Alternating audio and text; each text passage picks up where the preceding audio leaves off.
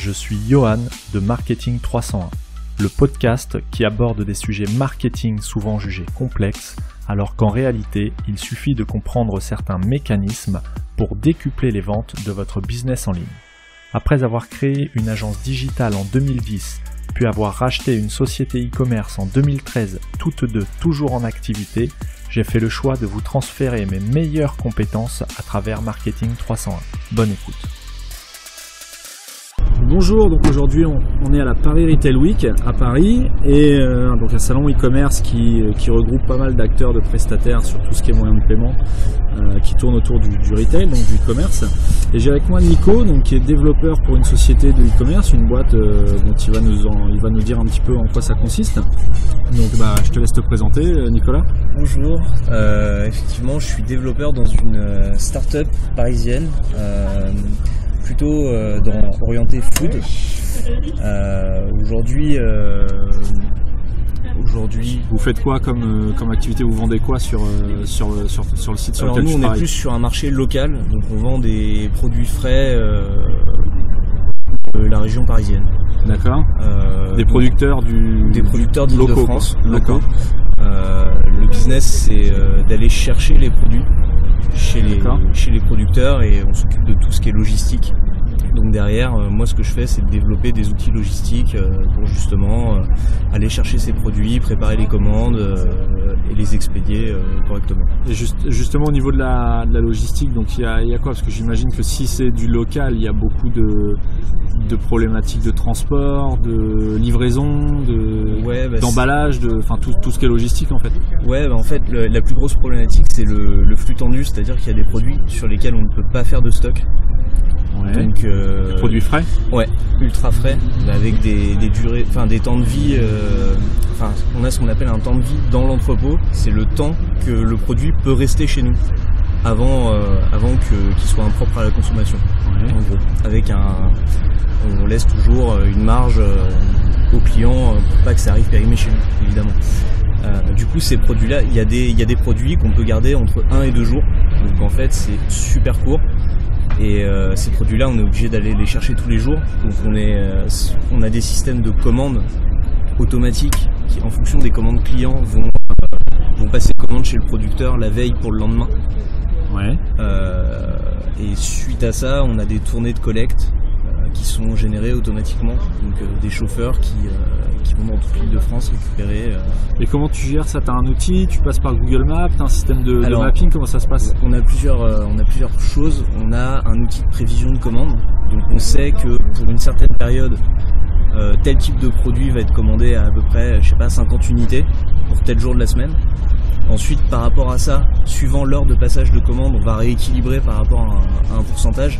Donc ça, c'est du sur-mesure. On a développé quelque chose sans utiliser de logiciel externe. D'accord, donc là, tout le développement qui gère ça, c'est vraiment du sur-mesure. T'es pas reparti sur un CMS existant, où on en parlera juste après, justement. Mais la seule partie qui utilise quelque chose d'externe, c'est la génération de tournées de collecte pour optimiser les parcours et les temps de... pour optimiser les parcours des chauffeurs, on utilise Google Maps.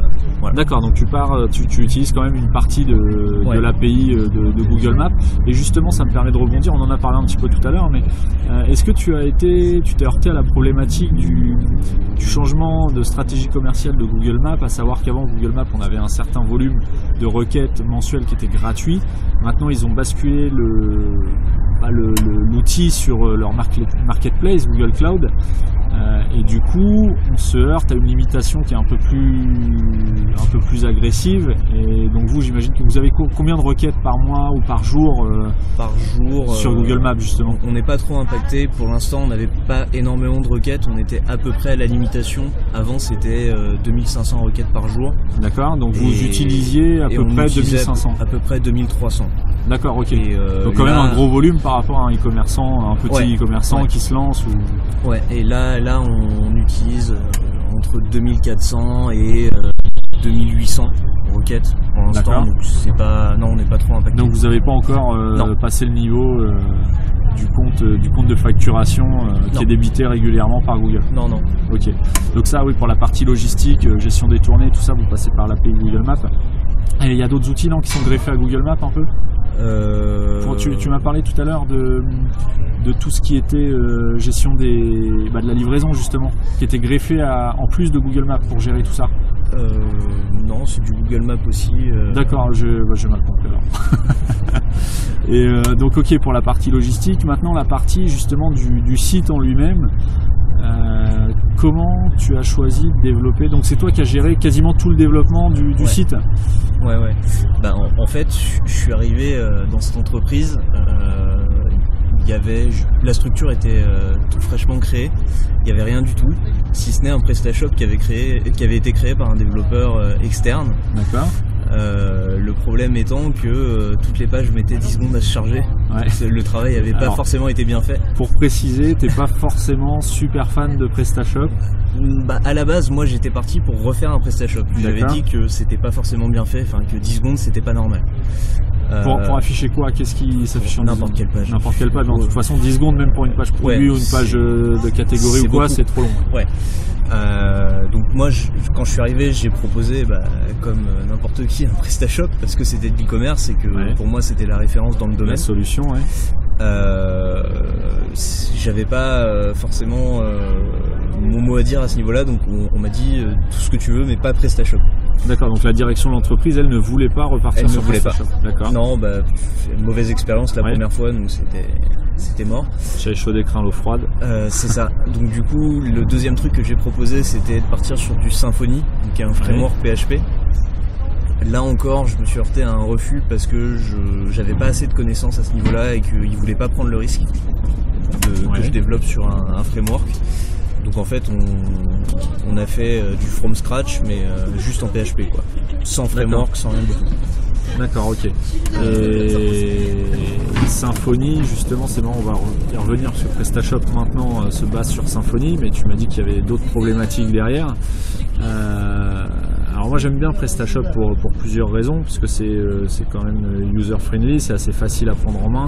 Après au niveau, toi tu parles vraiment, et c'est ça qui est intéressant, tu as vraiment la vision du développeur, tu as vraiment les mains dans le code, contrairement à un e-commerçant qui va plus utiliser les fonctions qui sont disponibles, mais qui va pas forcément voir ce qu'il y a derrière, ni comment ça fonctionne, ni comprendre forcément les tenants, les aboutissants. Parce que toi tu passes tes journées à développer, donc c'est vraiment intéressant là-dessus, même au niveau des performances, de voir un petit peu ce qui se fait autre que PrestaShop, mais aussi les problématiques, parce que quelqu'un qui s'engage dans un projet e-commerce, tu me diras si je me trompe, mais qui s'engage dans un projet e-commerce à faire développer par un prestataire un sur-mesure en partant d'un framework sous Symfony ou autre, à savoir que toi tu développes sous Laravel, il est aussi obligé d'être tenu à son développeur ou au moins de retrouver quelqu'un qui ait les mêmes compétences pour pouvoir reprendre le travail. Et c'est là tout le problème du développement sur mesure, c'est qu'on est un petit peu piégé si la personne nous lâche ou qu'on n'a pas les compétences. Ouais, après à ce niveau-là, j'ai envie de te dire oui et non. Oui, il y a besoin d'un peu plus de compétences quand tu développes sur mesure. Mais après, tout dépend. Si tu développes avec du Symfony ou du Laravel, il y a quand même une grosse communauté de développeurs et du coup, t'auras pas trop de mal à retrouver. Alors, oui, mais t'as rien de... Contrairement à un CMS tout fait, t'as déjà une base utilisable. Ça, tandis que Symfony, tu vas télécharger le framework, t'as une page blanche. T'as rien, voilà, t'as une page blanche et tu vas utiliser, pour vulgariser un petit peu la chose, tu vas partir d'une page blanche et tu vas coder selon un modèle qui est celui qui est dicté par Symfony. Tu vas coder toutes les fonctionnalités du site e-commerce, à savoir le panier, le compte client, les pages produits, ce qui est déjà le cas. Alors bien que tu vas me dire qu'il y a des modules. Ouais. Vas-y. Ouais. Symfony, il faut le voir comme une boîte à outils en fait. C'est quelque chose qui accélère le développement et qui le rend un peu plus propre, qui permet de le maintenir plus facilement. Et il se trouve que quand je te parle de communauté, c'est pas seulement un grand nombre de développeurs, c'est qu'il y a beaucoup de modules en open source, que par exemple t'as des espaces membres tout faits qui sont déjà tout. Ouais, tout c'est fait. ça. T'as juste à refaire le design, mais toute la brique fonctionnelle, elle est faite quoi. Et dès qu'il y a une faille qui est trouvée dessus ou quelque chose comme ça, c'est corrigé tout de suite parce qu'il y a une grosse communauté justement. Et au sujet justement au niveau du maintien des mises à jour du cœur du moteur de Symfony par exemple, puisqu'on est parti sur ce framework là, comment ça se passe? Est-ce que c'est d'après toi plus facile à maintenir dans le temps par rapport à un PrestaShop qui est les mises à jour c'est pas trop conseillé, hein. Quand tu commences à faire une mise à jour sur PrestaShop, c'est un petit peu tu croises les doigts et tu pries pour que tout se passe bien, et dans la majorité des cas tout ne se passe pas bien. Donc est-ce que c'est un petit peu le même problème sous Symfony, ou c'est beaucoup plus simple? Comment ça se passe? C'est beaucoup plus simple sur Symfony, parce qu'en fait tous tes modules que tu télécharges, ils ont une compatibilité. Donc tu sais, en fait ils sont inclus avec quelque chose qu'on appelle Composer. Oui. Et du coup, Composer, c'est un gestionnaire de version un peu. Ça te permet de savoir si tu mets à jour tel paquet, quels sont les paquets qui vont être impactés et est-ce qu'ils vont être compatibles toujours ou pas. D'accord. Du coup, tu sais tout de suite s'il faut faire la mise à jour ou pas. S'il y a un seul des paquets que tu utilises qui ne passe pas la mise à jour est refusée dans tous les cas. D'accord, donc tu ne peux pas bugger ton site juste en faisant un update, quoi. Non, c'est pas possible. Donc ça, effectivement, c'est bien. C'est plutôt pas mal. Et au niveau donc du site que tu gères, tout du moins au niveau technique, est-ce que tu peux nous en dire un peu plus sur la société, déjà son nom? Est-ce que tu penses que tu peux donner le nom du site? Ouais, je travaille pour Le Comptoir Local. Donc c'est un site e-commerce, comme je disais. Oui, qui vend du local. Qui vend du local. Et la plus grosse problématique, comme je disais, c'est vraiment le stock. Parce que tu peux pas faire du stock sur tous les produits. Et du coup, les problématiques, c'est que si t'as pas de stock, comment tu fais pour vendre le produit alors que tu ne l'as pas dans l'entrepôt? Quelle limitation tu mets, et où c'est que tu places la barre au final?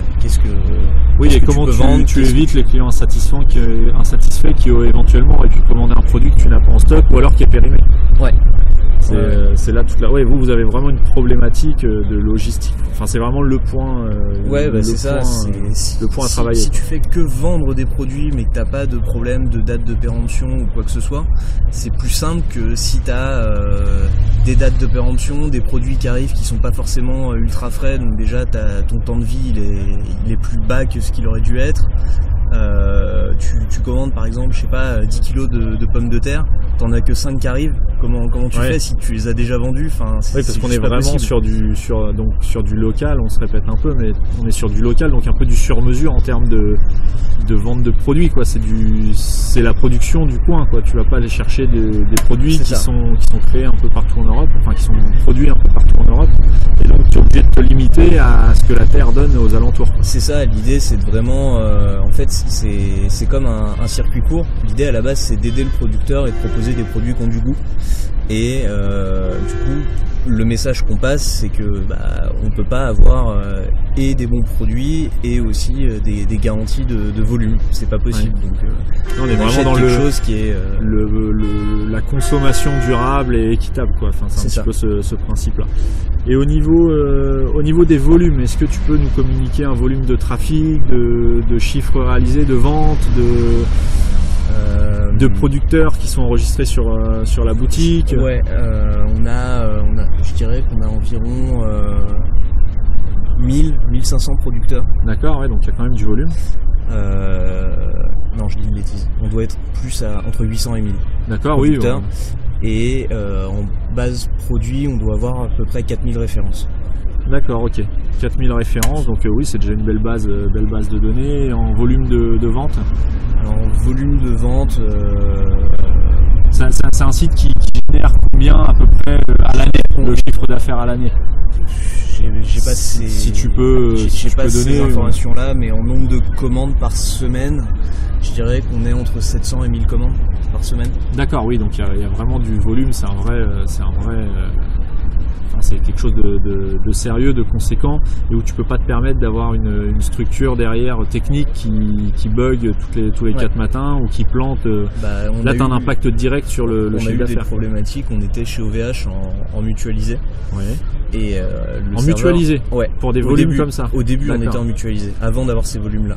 D'accord. Et même quand on n'avait pas ces volumes-là, qu'on était à 200 ou 300 commandes par semaine, quand on a eu des interruptions de 3 ou 4 heures, ça impactait directement le chiffre d'affaires, et c'était en milliers d'euros que ça se comptait déjà. D'accord, ouais, donc comme quoi, c'est vrai que ça c'est quelque chose que j'ai l'habitude de répéter, que les clients ou les personnes à qui j'en parle ne saisissent pas forcément l'importance, mais le mutualiser, dans le cadre d'un business, enfin tu me diras si tu es d'accord avec moi ou pas, mais je pense connaître ta réponse, dans le cas d'un business en ligne, c'est à proscrire. Le mutualiser, il faut savoir que toutes les données, les ressources sont partagées, et donc en termes de performance, forcément si c'est pas cher, on en a aussi un peu pour son argent, c'est-à-dire que on n'a pas beaucoup de performance et au moindre petit pépin, ça impacte directement le chiffre d'affaires ou la vitesse du site, la fréquentation, puisque les gens, si les utilisateurs qui vont arriver sur le site, s'ils se rendent compte qu'une page met 10 secondes à s'afficher, comme on disait tout à l'heure, ils vont partir chez le concurrent, ils vont pas attendre.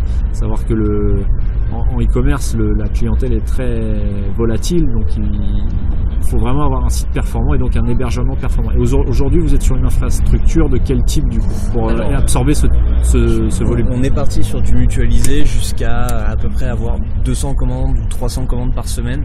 D'accord. Ensuite, en ayant des problèmes du coup. En ayant quelques problèmes, ouais. D'accord.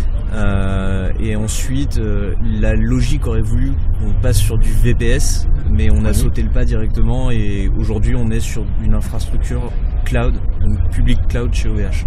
D'accord. Et donc tu as plusieurs serveurs en... Ouais, alors en fait de base on a ce qu'on appelle un load balancer et derrière on a plusieurs serveurs frontaux. En fait on a un serveur de base de données, il y a juste la base de données dessus et derrière on a plusieurs serveurs qui permettent juste d'afficher le site et en cas de forte influence on a des serveurs qui se créent à la volée et du coup le load balancer permet de répartir la charge uniformément sur chacun de ces serveurs là. D'accord, oui, donc pour expliquer un petit peu, un load balancer c'est un système qui va balancer la charge d'un serveur à l'autre pour la répartir, pour éviter qu'un serveur arrive à saturation et donc que les utilisateurs qui arrivent après ne puissent pas voir s'afficher le site tout simplement parce que le serveur est surchargé.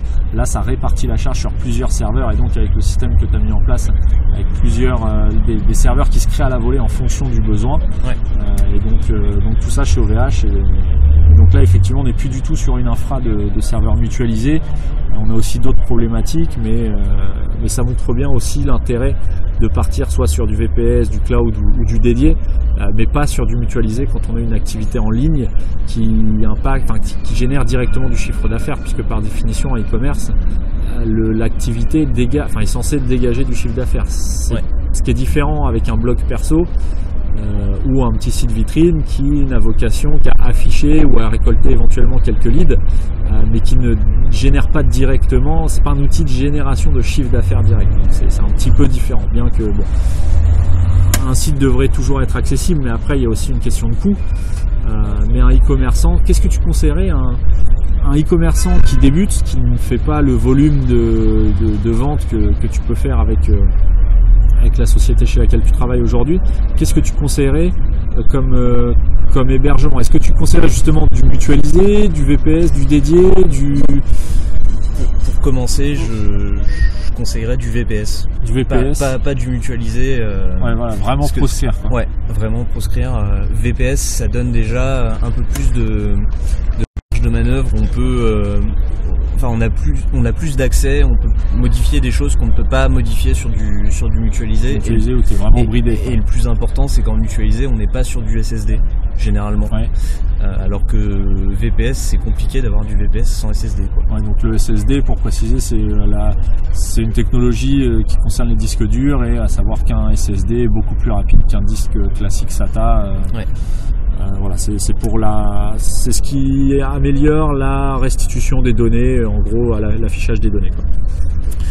Donc voilà, on a fait un petit peu le tour. Une dernière question en ce qui concerne, donc c'est stratégie marketing de ton site. Qu'est-ce que tu as mis, ou avec l'équipe dans laquelle tu es, qu'est-ce que vous avez mis en termes SEO, référencement? Est-ce que vous avez mis des moyens? Est-ce que vous le gérez en interne? Est-ce que vous en faites tout simplement? Est-ce que vous faites du Facebook Ads, du AdWords? Comment vous gérez ça?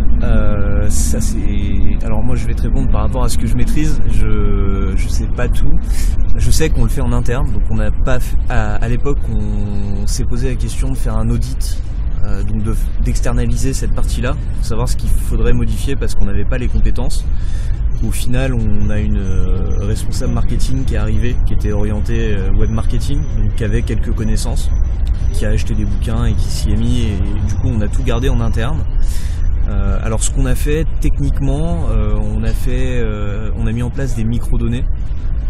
Google, les microdata, les microdata, On a retravaillé les textes. Ça c'est plus la partie contenu, marketing, quoi, ouais. pour le contenu. On a optimisé tout ce qu'on pouvait techniquement, donc les balises, les titres, les standards du SEO, les bases. Quoi.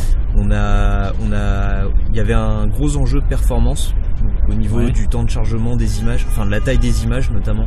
Ouais, le problème récurrent, c'est les images beaucoup trop grosses sur les sites. Ouais, on avait des images à 200, 300, 400 KO.